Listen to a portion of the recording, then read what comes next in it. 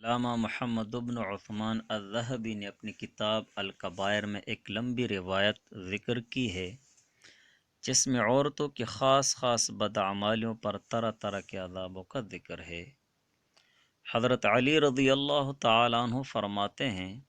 کہ میں اور حضرت فاطمہ رضی اللہ تعالی عنہا حضور نبی پاک صلی اللہ علیہ وآلہ وسلم کے پاس حاضر ہوئے تو ہم نے حضور نبی پاک صلی اللہ علیہ وآلہ وسلم کو بہت زیادہ روتے ہوئے پایا، تو حضرت علی رضی اللہ تعالی عنہ نے حضور پاک صلی اللہ علیہ وآلہ وسلم سے فرمایا، میرے ماں باپ آپ پر قربان ہوں، یا رسول اللہ کس چیز نے آپ کو رلایا؟ تو حضور پاک صلی اللہ علیہ وآلہ وسلم نے فرمایا، اے علی، معراج کی رات مجھ کو آسمان کی سیر پر لے جایا گیا تو میں نے اپنی امت کی عورتوں کو دیکھا جن کو قسم قسم عذابوں اور سزاؤں کے ساتھ عذاب و سزا دی جا رہی تھی۔ جب ان کے سخت عذاب و سزا کو یاد کیا تو رو لیا۔ اور میں نے ایک عورت کو دیکھا جو اپنے بالوں سے لٹکی ہوئی تھی اور اس کا دماغ ابل رہا تھا، اور ایک عورت کو دیکھا جو زبان سے لٹکی ہوئی تھی اور کھولتا ہوا پانی اس کے گلے میں ڈالا جا رہا تھا، اور ایک عورت کو دیکھا کہ اس کے پاؤں اس کے سینوں کے ساتھ باندھے ہوئے تھے اور اس کے ہاتھ اس کی پیشانی سے باندھے ہوئے تھے۔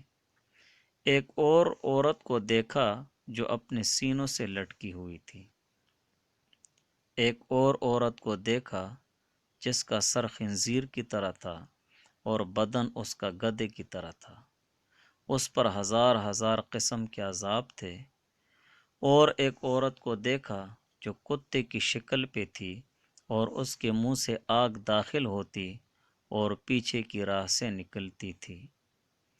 اور اس کے سر کو فرشتے آگ کے کوڑوں سے مارتے تھے۔ تو حضرت فاطمہ رضی اللہ تعالی عنہ اٹھی اور فرمایا، اے میرے حبیب اور میری آنکھوں کی ٹھنڈک، ان عورتوں کے کون سے اعمال تھے جس کی وجہ سے یہ عذاب میں مبتلا تھیں؟ تو حضور نبی پاک صلی اللہ علیہ وسلم نے فرمایا، اے میری پیاری بچی، جو عورت بالوں سے لٹکی ہوئی تھی اس کا گناہ یہ تھا کہ وہ اپنے بالوں کو مردوں سے نہیں چھپاتی تھی، اور جو عورت زبان سے لٹکی ہوئی تھی تو یہ عورت اپنے شوہر کو تکلیف دیتی تھی، اور جو عورت سینوں سے لٹکی ہوئی تھی تو یہ عورت اپنے شوہر کا بستر خراب کرتی تھی، یعنی شادی شدہ ہونے کے باوجود ناجائز تعلق رکھتی تھی۔ جس عورت کے پاؤں اس کے سینوں سے باندھے ہوئے تھے اور ہاتھ پیشانی سے باندھے ہوئے تھے اور اس پر سانپ اور بچھو مسلط کیے گئے تھے،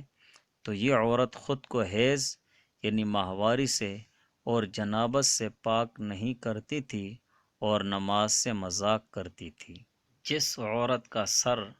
خنزیر کے سر کی طرح تھا اور بدن گدھے کے بدن کی طرح تھا،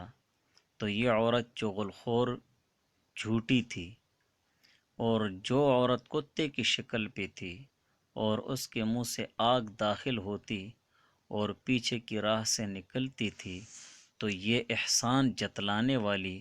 اور حسد کرنے والی تھی۔ میرے مومن مسلمان بھائیوں، ہمیں اپنے ماؤں بہنوں کے بارے میں غافل نہیں ہونا چاہیے۔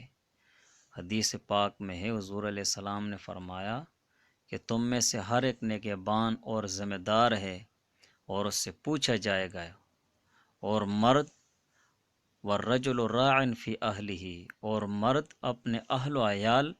کا نگہبان اور ذمہ دار ہے کہ وہ خبرگیری کرے۔ ہمیں اپنی ماؤں اور بہنوں کو دین اور دینداری سکھانی چاہیے تاکہ قیامت کے دن ہماری مائیں بہنیں بھی اس طرح کے عذابوں سے محفوظ رہیں، اور جو مرد ان کے حق میں ذمہ دار ہیں وہ اللہ تعالیٰ کے قہر اور عذاب سے محفوظ رہیں۔ اللہ تعالیٰ ہم سب مومن مسلمانوں کو اپنے قہر اور عذاب سے بچائے اور قیامت کی ہولناکیوں سے بچائے۔